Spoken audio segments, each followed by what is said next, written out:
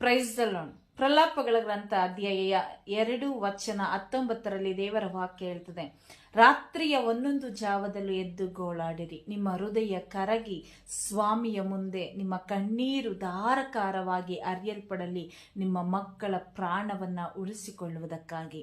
ಯಾಕೆ ಅಂತೇಳಿದ್ರೆ, ಅವರು ಬೇಡವಾದ ಹಸಿವೆಯಿಂದ ಅವರು ನರಳುತ್ತಾ ಅವರು ಮೂರ್ಛೆ ಹೋಗಿದ್ದಾರೆ ಎಂಬುದಾಗಿ. ಹೌದು ಪ್ರಿಯರೇ, ಈ ಲೋಕದಲ್ಲಿ ನಮ್ಮ ಮಕ್ಕಳು ದಾರಿ ತಪ್ಪಿ ಹೋಗಿ ಪಾಪದ ಬೇಡವಾದ ಬಂಧನಗಳಲ್ಲಿ ಬಿದ್ದು ಹೋಗಿ ನಾನಾ ರೀತಿಯ ದುಷ್ಕೃತ್ಯ ದುಷ್ಕಾರ್ಯಗಳಲ್ಲಿ ದುಷ್ಟ ಸ್ನೇಹಿತರ ಸಹವಾಸವನ್ನ ಮಾಡಿ ತಮ್ಮ ಆತ್ಮಗಳನ್ನು ನಷ್ಟಪಡಿಸಿಕೊಳ್ಳುತ್ತಿದ್ದಾರ. ನಾವು ದೇವರಲ್ಲಿ ಪ್ರಾರ್ಥಿಸೋಣ.